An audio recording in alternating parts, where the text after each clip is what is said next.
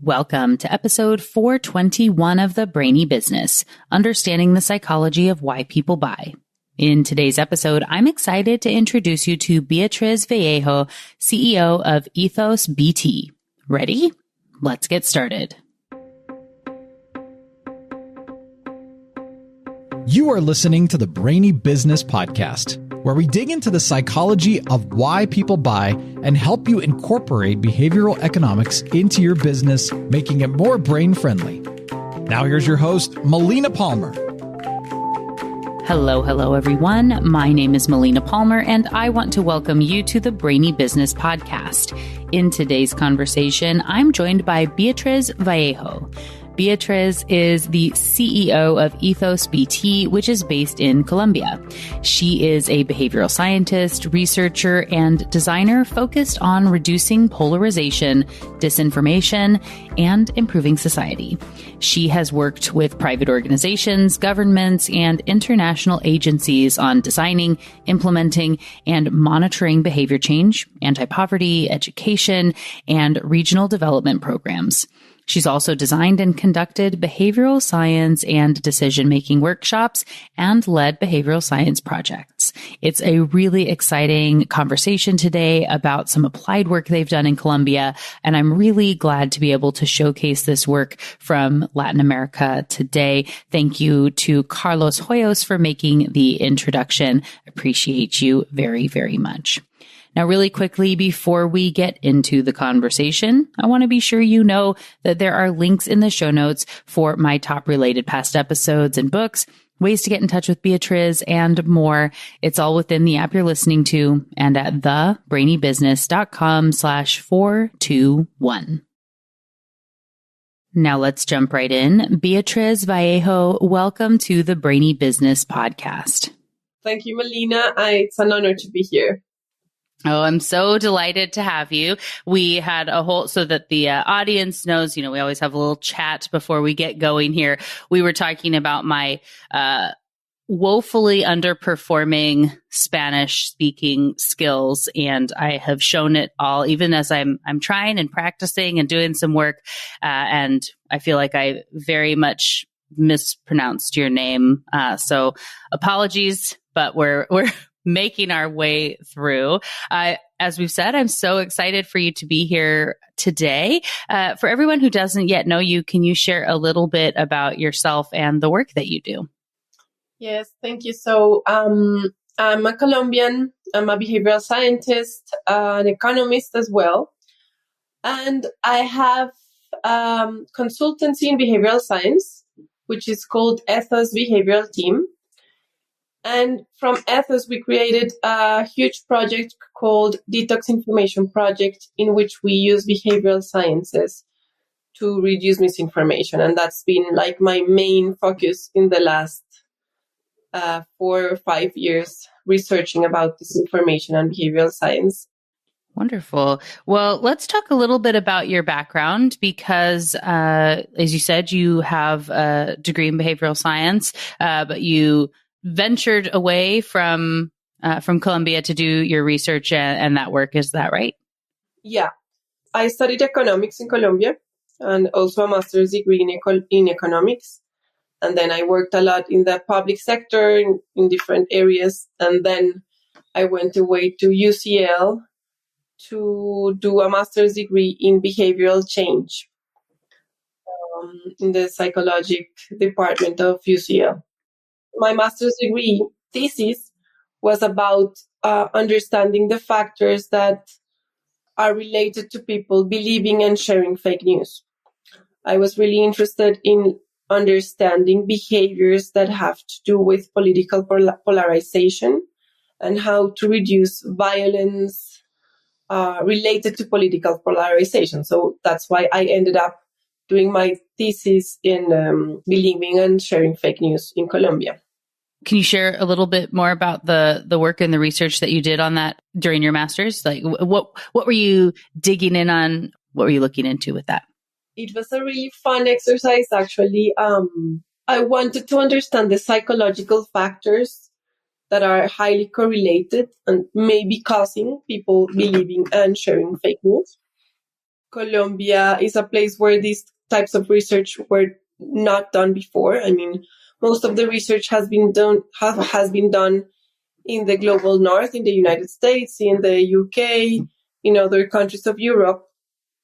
But understanding psychological factors related to fake news in a deep way has never been researched before, I think, in a Latin American country.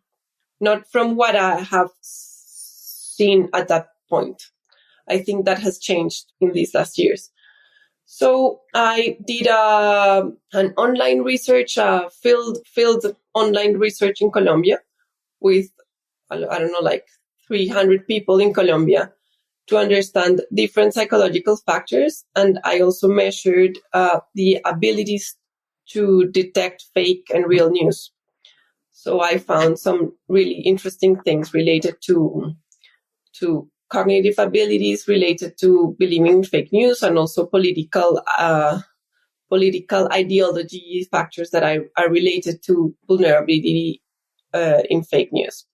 But that was like a small research that opened like this whole path I've been going through the last 4 years.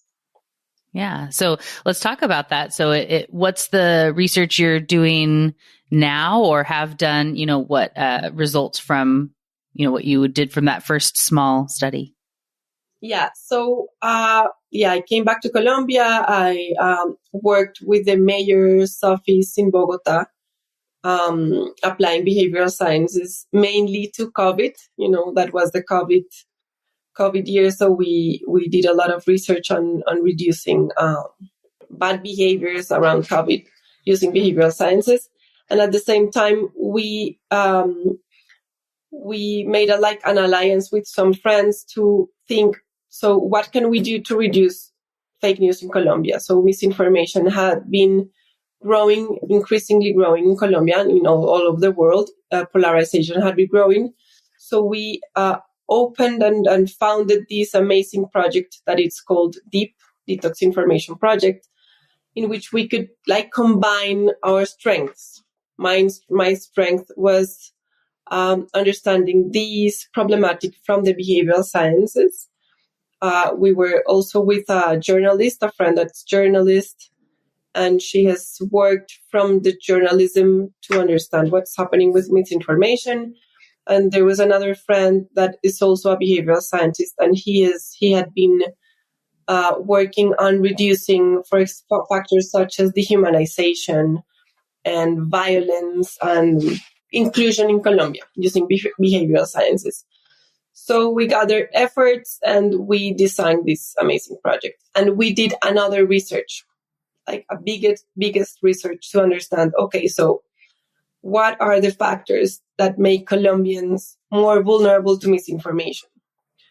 Psychological factors, biases, habits, all the different characteristics that we can see had been included in the academic literature, but also some others that had been linked to polarization and to hate speech.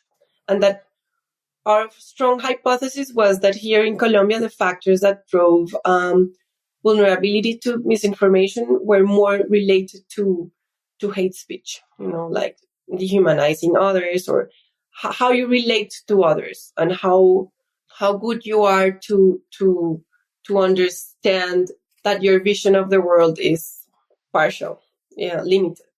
So we did this research with over 1,000 Colombians with from different backgrounds.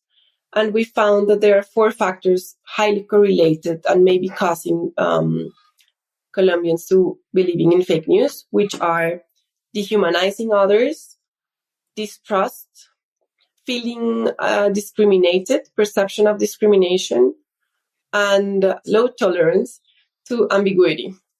The formal name of this 4th factor is need for cognitive closure. It's a really technical name. So tolerance to ambiguity is more easy to understand. We also found that political views, like your political ideology, measured in an implicit association test, is also correlated. So the other things were not correlated. So your analytical skills, in this research were not correlated. Being open-minded was not correlated. Education level was not correlated. And this is a really important factor here. And a lot of different factors that literature has found to be correlated, we did not find them here in this research. We found these 4 factors, 5 factors, including the political ideology. And yeah, that was like the first step. Absolutely. And so I think it does, it lines up with some of what I've been reading about, recently in a similar topic, as there's so much coming out about misinformation, I feel like in the past, we'll say 18 months, maybe like 2 years. So in the same cohort of people, I think, that have all been looking at and interested in this at the same time.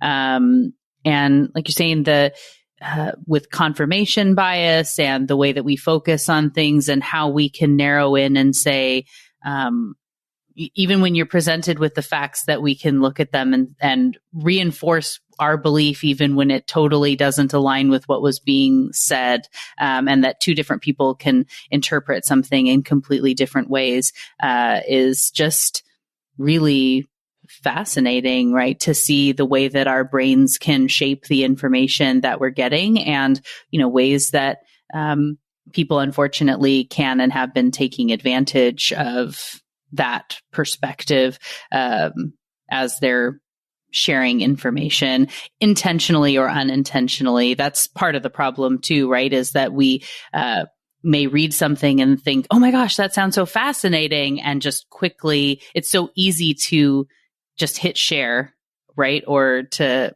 put it back out into the world without doing that fact checking. And we can spread misinformation very quickly, even without realizing it.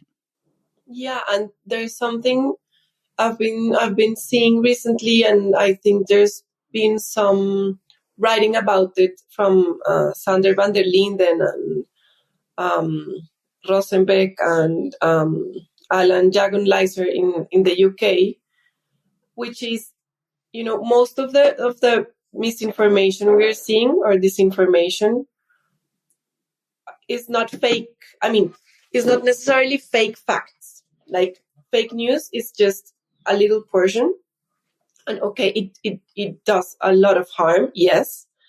But the bulk of it, the most of it, is disinformation that might be not necessarily fake, but it's misleading, discontextualized, and it's manipulative, and it's manipulating you in a way to influencing your behavior and in your decision making in a certain way. So it's like not necessarily or entirely fake, like a fake number, but it misleads the way you understand reality and what's happening.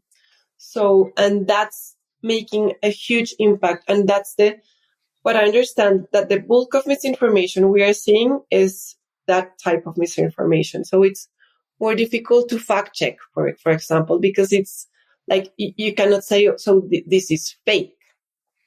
It's misleading. It's just manipulative. It's really emotional. So that's why we share it right away. That's a huge challenge we have, to find different ways from fact checking to control it. Definitely. I was absolutely thinking about Sander van der Linden and my interview with him and his book, which will, of course, they'll both be linked in the show notes for everyone. I'm also, the episodes should come out about the same time. I'm not sure which is first and whatnot, but I'm also interviewing Alex Edmonds today about his book, May Contain Lies, which is going to be really interesting and very much tied in with the conversation that you and I are having of, when like facts aren't data and like when it's evidence isn't necessarily proof and all these sorts of steps, which is going to be a really fun conversation too, that I think ties in to this here. So let's then take some time. Let's dig in some more on the research. You've talked about the 4 or 5 things that you found that were correlated. And you've also been able to test, like, with some ways to help people to be less likely to be impacted by that misinformation, right? Can you share a little bit about that? Yeah. So after that research, we started thinking on ways to, okay, so we know these 4 factors. Like I'm living outside the political ideology because our main goal is to strengthen democracy. So, I mean, we don't want to change political ideology. That's something we have the right to have in a different ways. And we just need to understand how to be able to build things with others that think differently. But we don't want to change others' way of thinking in political ideology. So that's a factor that I don't count. So we focused on distrust, feeling discriminated against, tolerance of ambiguity, and dehumanizing. So we designed some tests, personality tests that you can do. We have them open for everybody in the world can do them. It's in Spanish, but they're open. And you can do them. And it says, so you have, for example, you have low tolerance to ambiguity. And according to our research, that makes you more vulnerable to misinformation. And we explain why. So you have immediately an individual report. This is an anonymous test. You take 2 minutes doing it and you get the report right away. And then we invite people to see a video. So we also design some videos, which are social experiments filmed alive, in which we are talking about these 4 factors. We are showing how people distrust others that think differently or have different roles in society. We show how people feel discriminated against maybe by others. We show how people dehumanize others. And we show how people, for example, categorize others in like specific boxes, stereotypes. So, for example, the stereotype of the right person or of the left-wing person.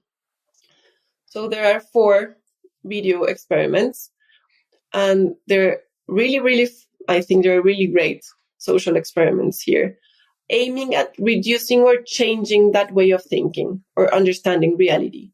So if we found these 4 factors were causing people to believe in misinformation, our hypothesis was if we change the way people are distrusting, dehumanizing, etc., we are going to make them less vulnerable to misinformation. That was our hypothesis. So that's what we did. And then we run an impact evaluation with some allies from the University of Chicago and University of El Rosario here in Bogota. This is a group led by John List. And the impact evaluation is really nice because we find, I think these are 2 great findings. First, the test. So just knowing your biases or your personality characteristics is not enough. So I can tell you you're dehumanizing and that makes you vulnerable. That's not enough. That has no impact. I think, or that's my understanding from behavioral science in reading different texts, that sometimes we assume that. We assume that if people are aware of their biases, they are going to change behavior. So this was like testing that. And in this case, we saw it didn't have an impact. So the second part is the video. So people that see the videos are 30% less vulnerable to misinformation. So they are more able to detect fake news. So this is a great finding. And I think it's the first time in Colombia that we design something using behavioral science, and the first time that we evaluated its impact. So we've been 3 years from now socializing these tools with all of Colombia in different ways, and it's been a really amazing journey. Absolutely. And such important work, really, and being able to see, like you said, I mean, 30% of people that were, had that adjustment of being able to have the benefit there of being less likely to be impacted is really phenomenal. So you started the research with you were working with some of those political bodies, like you said, the mayors and things from the beginning to be doing the work and the research. I'm thinking the angle I'm going to with the question here is for people who are inspired by your story and they want to go do something and maybe are in, we have a lot of people that listen to the show that are in markets where there's not a lot happening with behavioral economics and behavioral science. People don't know what it is. The resources, most of them are not maybe in the language that's spoken in the country that they're in, and they're having to feel like they're fighting this uphill battle to be able to even get people to listen to what might be possible and why behavioral science, matters and can be impactful. Do you have any tips or insights, or are you willing to share a little bit of kind of your own story or journey for those who are listening and thinking, I want to do something like that? And it doesn't have to be, of course, in the same vein of what your research is in, but just this idea of feeling like they're maybe too early and they can't do anything yet. Yeah, I mean, and I'm thinking on our research, we wrote, I think it's one of the first guides in Spanish to implement behavioral science. We wrote it, we were hired by the mayorship in Bogota to write it. So it's in Spanish. That's a resource I can totally share. I think it's a really comprehensive tool to implement step by step and behavioral science and design interventions and research using behavioral science in Spanish. It's called iBox, and it's for the Innovation Center laboratory here in Bogota. That's a tool, that people in Spanish could use. And from the path, I think from what I'm seeing here, it's there's a lot of people learning a lot of behavioral science in different ways. I know great behavioral scientists that haven't studied behavioral science. So there's a lot of resources, such as your amazing podcast, in which you can learn a lot of behavioral science, free resources online. And there's a lot of people being able to implement this in the real world. So maybe start talking and writing. This huge, amazing network of behavioral scientists. I think we all love talking to each other. And I have found everybody to be so kind. You can write everybody and anyone, and it's going to have a nice response. So you can write almost anybody in the world right now through LinkedIn. I would do that. I would start writing people that are interested in the areas I'm interested, and that takes you somewhere. Always. That's what I did when I arrived. Before I was working in completely different areas. And when I arrived from my master's, I just started writing everybody, telling I'm doing behavioral sciences and I want to work in the citizenship culture here. So what can I do? What can I do? I want to do this. I want to do this. I studied behavioral science, and it was a matter of 2 or 3 months that I could start doing something with it. So I don't know. Our world is really nice. Social media has a lot of downfalls, as we just saw through misinformation. It's problematic, but it also gives us this huge opportunity to talk with anybody right now, to be able to work in everything we want. So yeah, I would do that. I don't know if that answers the question. Of course, it's your question to answer however it seems right to you, right? So I think it's, your journey and your path, and I completely agree and give similar advice all the time especially in the field of behavioral science and behavioral economics, and whether it's reaching out on LinkedIn or anything else, it is such a warm, welcoming group of people that are so passionate about people in general, right? And understanding humans and wanting to find these little nuanced tidbits and are open to conversations and are just excited that other people are excited about it, right?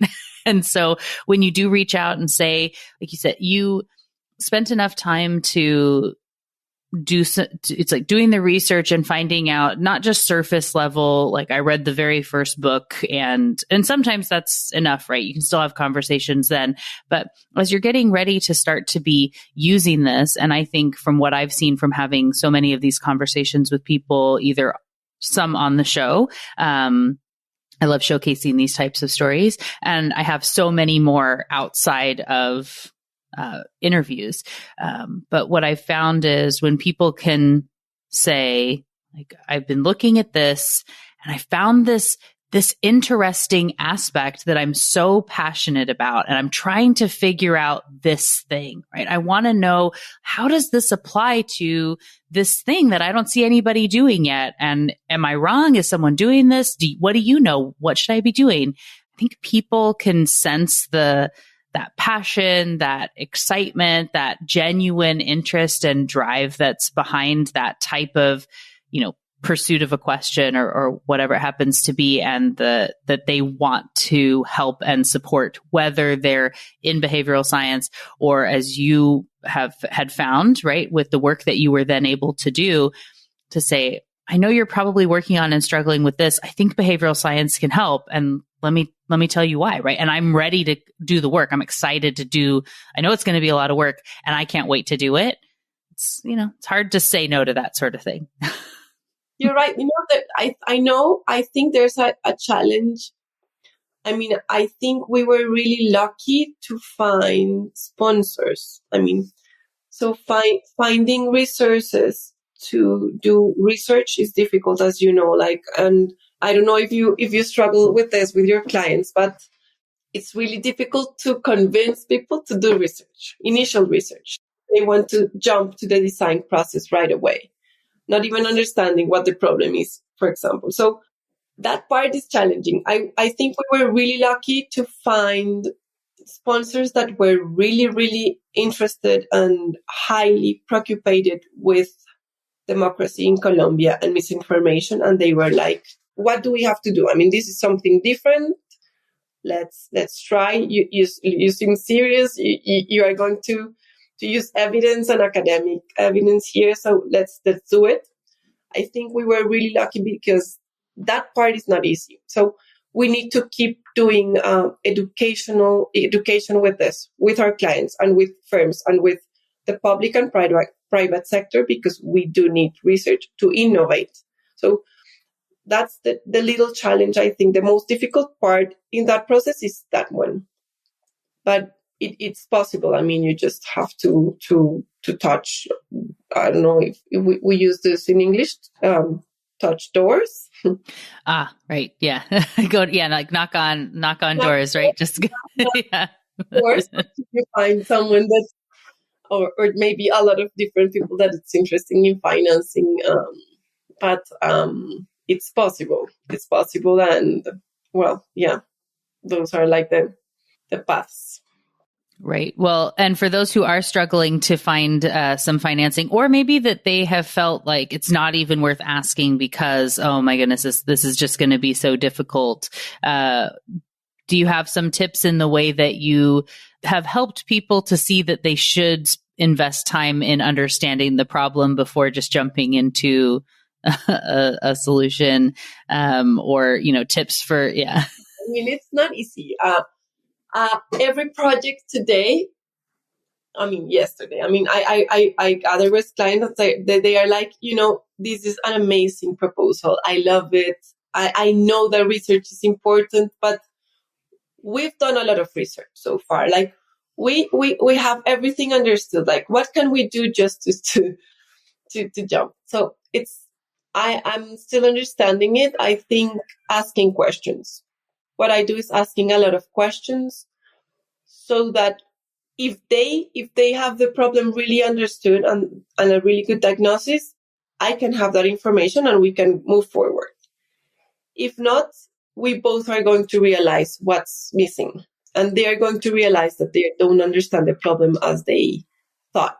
So asking a lot of questions. So what's the behavioral target? Why? where you want to prioritize. What are the behavioral barriers?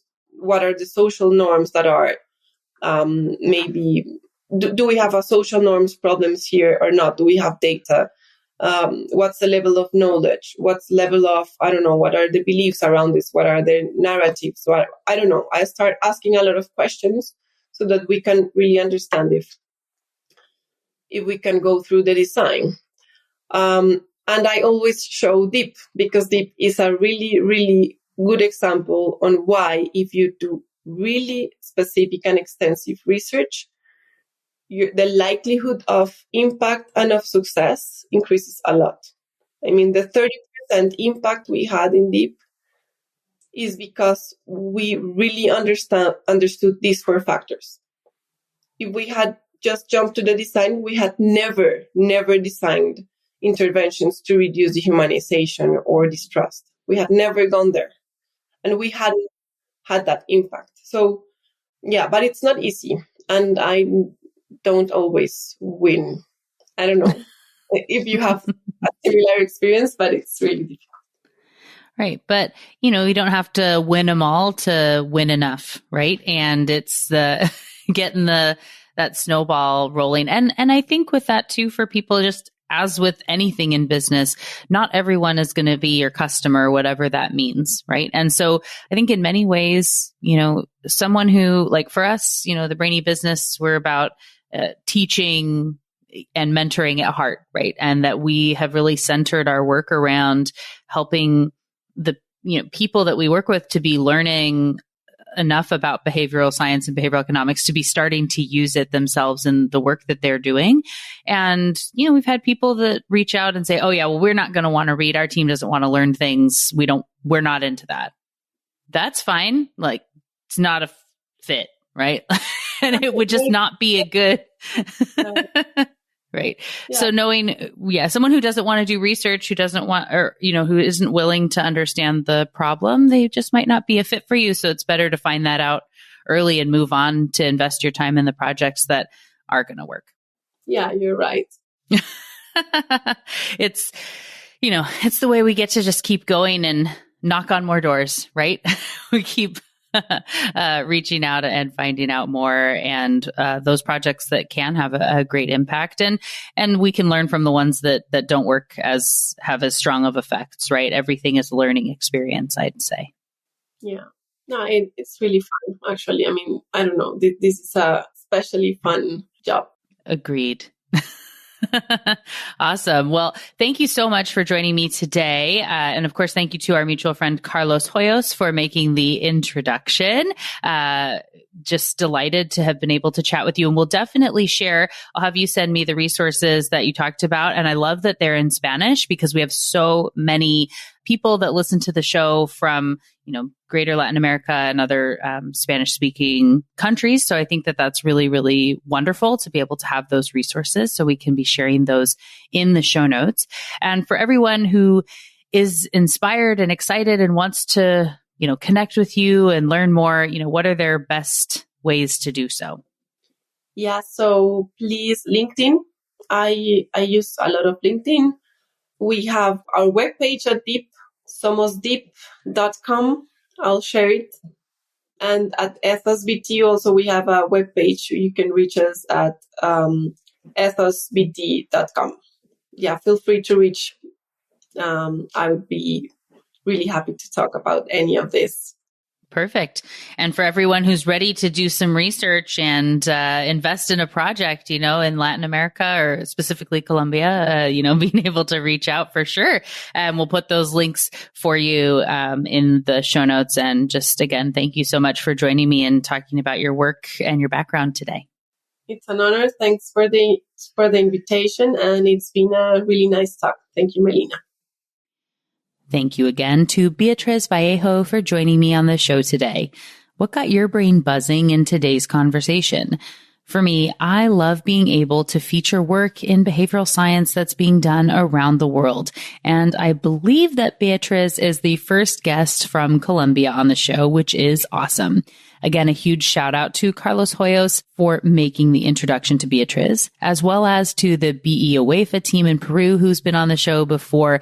Their episode is linked in the show notes, along with Carlos's episode as well. If you or anyone you know is doing work or research in behavioral science or behavioral economics in a country that people aren't hearing from much yet and that you think should be featured here on the Brainy Business, please reach out to let me know.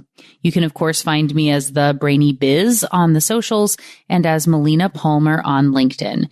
You can also send an email to melina@thebrainybusiness.com to share that as well. I'd love to hear from you and feature more diverse projects here on the podcast. As we close out the show, don't forget about those show notes, which include links to my top related past episodes and books, ways to get in touch with Beatriz and myself, and more.